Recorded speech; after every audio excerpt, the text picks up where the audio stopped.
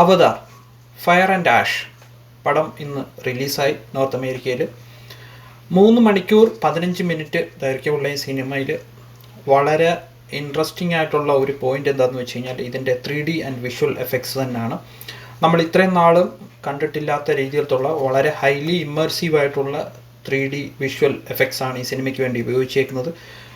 ഇതിൻ്റെ സംവിധായകൻ നമുക്കെല്ലാവർക്കും അറിയാം, ജെയിംസ് കാമറൂൺ ആണ് ഇതിൻ്റെ സംവിധാനം ചെയ്തിട്ടുള്ളത്. അദ്ദേഹം കഴിഞ്ഞ ഒരു ടൈറ്റാനിക് സിനിമയ്ക്ക് ശേഷം അവതാർ എന്നുള്ള സിനിമയുടെ വർക്കുമായിട്ട് ബന്ധപ്പെട്ട് എത്രയോ വർഷങ്ങളായിട്ട്, കഴിഞ്ഞ ഒരു 20 വർഷമായിട്ട് അദ്ദേഹം ഈ ഒരു സിനിമയ്ക്ക് വേണ്ടി തന്നെ വർക്ക് ചെയ്യുമായിരുന്നു.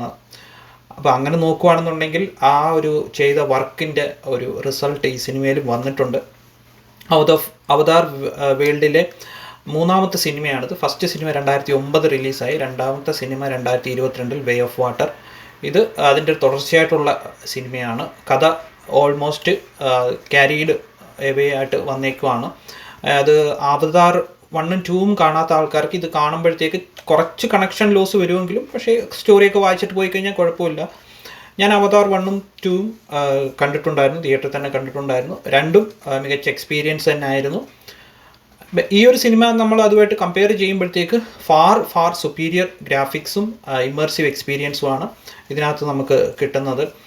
അതിൻ്റെ ഒരു പ്രധാന കാരണം എന്ന് വെച്ചാൽ നമ്മളിപ്പം ടെക്നോളജി ഒത്തിരിയും വളർന്ന് വന്നിട്ടില്ല. അപ്പോൾ അത് കാരണം തന്നെ അതിൻ്റെ ഒരു സുപ്പീരിയർ ക്വാളിറ്റി നന്നായിട്ട് മെയിൻറ്റെയിൻ ചെയ്തിട്ടുണ്ട്. പിന്നെ ഇതിനകത്തുള്ള ഒരു മെയിൻ പ്ലസ് പോയിൻ്റ് എന്താണെന്ന് വെച്ചാൽ ഇതിൻ്റെ മ്യൂസിക് വളരെ നല്ലതായിരുന്നു. ബാക്ക്ഗ്രൗണ്ട് സ്കോറും മ്യൂസിക്കും അത് ചെയ്തിട്ടുള്ളത് സൈമൺ ഫ്രാങ്ക്ലിൻ ആണ് ഇതിൻ്റെ മ്യൂസിക് ചെയ്തിട്ടുള്ളത്. പിന്നെ മറ്റുള്ള ആസ്പെക്ട്സ്, ടെക്നിക്കൽ ആസ്പെക്ട്സ് ഒക്കെ ടോപ്പ് നോച്ചാണ്. അതൊന്നും നമ്മൾ പറയേണ്ട കാര്യമില്ല. കാരണം ഹോളിവുഡ് സിനിമയിൽ തന്നെ വിഷ്വൽ എഫക്ട്സിൻ്റെ ആണെങ്കിലും ഫിലിം മേക്കിങ്ങിൻ്റെ ആണെങ്കിലും ഒക്കെ ഒരു ബെഞ്ച് മാർക്ക് സെറ്റ് ചെയ്തിട്ടുള്ള ഡയറക്ടർ തന്നെയാണ് ജെയിംസ് കാമറൂൺ. നമുക്കതിലാർക്കും സംശയമൊന്നുമില്ല.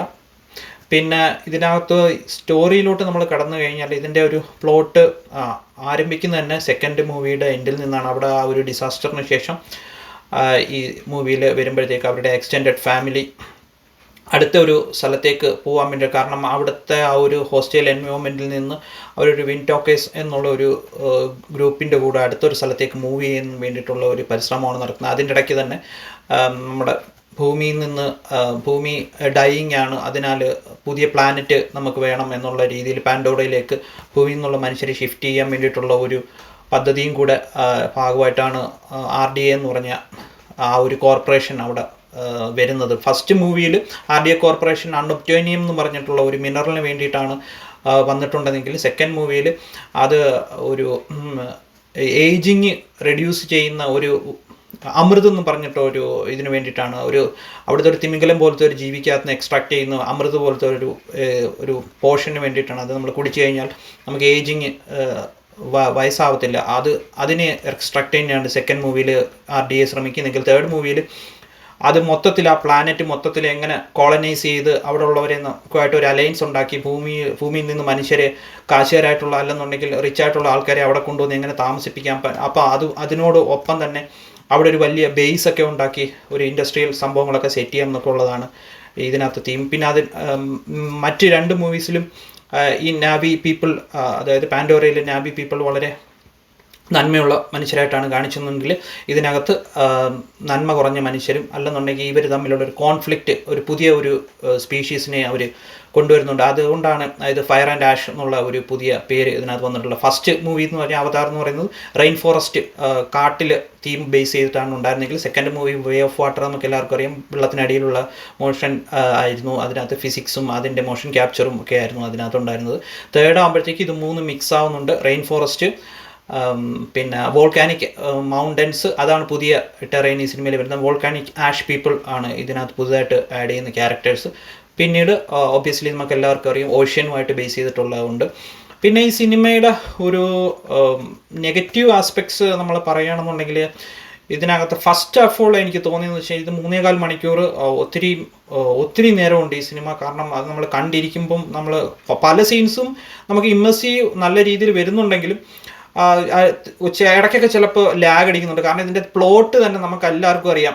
നമുക്ക് ഫസ്റ്റ് 2 മൂവിയിലും കണ്ടാണ് ഒരു കിഡ്നാപ്പിംഗ് പ്ലോട്ട് ഉണ്ട്. പിള്ളേർ തട്ടിക്കൊണ്ടു പോകുന്നു, അവർ രക്ഷിക്കുന്നു, പിള്ളേർ തട്ടിക്കൊണ്ടു പോകുന്നു, അവർ രക്ഷിക്കുന്നു. അത് തന്നെ ഇതിനകത്ത് വന്നിട്ടുള്ളൂ. പിള്ളേർ തട്ടിക്കൊണ്ടു പോകുന്നു, അവർ രക്ഷിക്കുന്നു. ആ പ്ലോട്ടിൽ നിന്ന് ഇപ്പോഴും ഒരു മോചനം കിട്ടിയിട്ടില്ല. പിന്നെ ഇതിനകത്ത് 3D എഫക്ട്സ് എന്ന് വെച്ച് കഴിഞ്ഞാൽ ഭയങ്കര മെച്ചുവർ 3D എഫക്റ്റാണ്. അത് കാരണം നമ്മൾ സീനിൽ നോക്കുന്ന സമയത്ത്, സ്ക്രീനിൽ നോക്കുന്ന സമയത്ത് എന്താണോ 3Dയിൽ പ്രൊജക്റ്റ് ആവുന്നത് അത് മാത്രമേ നമുക്ക് കാണാൻ പറ്റൂ. കാരണം അതിഭീകര ബാക്ക്ഗ്രൗണ്ട് ബ്ലറാണ്. കാരണം നമുക്ക് പുറകെ നടക്കുന്ന ഒന്നും കാണാൻ പറ്റത്തില്ല. എന്താണോ അവർ നമ്മൾ കാണിക്കുന്നത് അത് മാത്രമേ നമുക്ക് കാണാൻ പറ്റത്തുള്ളൂ. കാരണം അതിൻ്റെ ബാക്കിലുള്ള സീനിനകത്തോട്ട് നമ്മളൊന്ന് ഫോക്കസ് ഷിഫ്റ്റ് ചെയ്ത് നോക്കാമെന്ന് വിചാരിച്ചാൽ അത് കാണാൻ പറ്റത്തില്ല. പിന്നെ ഇതിനകത്ത് വേരിയബിൾ മോഷൻ ക്യാപ്ചറാണ് അവർ ഉപയോഗിച്ചിരിക്കുന്നത്. അതുകൊണ്ട് ഇതിൻ്റെ ഫിക്സഡ് അല്ല ഫ്രെയിം റേറ്റ്. കാരണം നമുക്ക് എല്ലാവർക്കും അറിയാം സിനിമയുടെ ഫ്രെയിം റേറ്റ് എന്ന് വെച്ചാൽ 24 ഫ്രെയിംസ് പെർ സെക്കൻഡ് ആണ്. പക്ഷേ ഇത് ആക്ഷൻ സീനുകളൊക്കെ വരുമ്പോഴത്തേക്ക് 48 ഫ്രെയിംസ് പെർ സെക്കൻഡിലോട്ട് മാറുന്നുണ്ട്. അത് നമുക്ക് എവിഡൻ്റ്ലി തന്നെ മനസ്സിലാവും. കാരണം അത് അങ്ങനെ ചെയ്ത് എന്താണെന്ന് വെച്ച് കഴിഞ്ഞാൽ അത് ആക്ഷൻ സീൻസൊക്കെ നമുക്ക് കുറച്ചുകൂടെ നല്ല രീതിയിൽ അത് ക്യാപ്ചർ ചെയ്യാൻ വേണ്ടിയിട്ടാണ്, അതായത് ഡീറ്റെയിലിങ്ങിന് വേണ്ടിയിട്ടാണ് ആക്ഷൻ സീൻസ്. കാരണം ഒത്തിരിയും ഫാസ്റ്റ് ആയിട്ടുള്ള ആക്ഷൻ സീൻസാണ്. അതിങ്ങനെ സ്പേസിൽ കൂടെ ഇങ്ങനെ വരുന്നു, അതിനുശേഷം പിന്നെ കടലിനടിയിലോട്ട് പോകുന്നു, പിന്നെ അങ്ങനെ ഇമ്മൻസീവായിട്ടുള്ള ആ ഒരു എക്സ്പീരിയൻസ് കാരണം, ഇമ്മർസീവായിട്ടുള്ള എക്സ്പീരിയൻസ് കാരണം ഈ ഇങ്ങനെ വെള്ളത്തിൽ നിന്ന് മേളിലോട്ട് വരുന്നു, പിന്നെ താഴെ പോകുന്നു, അങ്ങനത്തുള്ള വളരെ റാപ്പിഡായിട്ടാണ് ഈ ക്യാമറ എല്ലാം മൂവ്മെൻറ്റ് ചെയ്തുകൊണ്ടിരിക്കുന്നത്. അപ്പോൾ അതൊരു ആസ്പെക്ട്സ് കാരണം തന്നെ നമുക്ക് ഈ വേരിയബിൾ ഫ്രെയിം റേറ്റ് വരുമ്പോൾ ഇങ്ങനത്തുള്ള ചില സംഭവങ്ങൾ കാണുമ്പോൾ നമ്മൾ വീഡിയോ ഗെയിം കാണുന്ന ഒരു എഫക്റ്റ് പോലെ ഇടയ്ക്ക് തോന്നും. അത് ചിലപ്പോൾ എൻ്റെ പേഴ്സണൽ ബേസ് ആയിരിക്കും, പക്ഷേ അത് 3Dയിൽ കാണുമ്പോഴത്തേക്ക് അത് നമുക്ക് കൂടുതൽ എവിഡൻ്റ് ആയിട്ട് മനസ്സിലാവും. പിന്നെ ഇതിനകത്ത് ഡയലോഗുകൾ, എസ്പെഷ്യലി ആ ഫാമിലിയിലെ പുതിയ കിഡ്സാണ് അപ്പം അത് കഥ നറേറ്റ് ചെയ്യുന്നത്.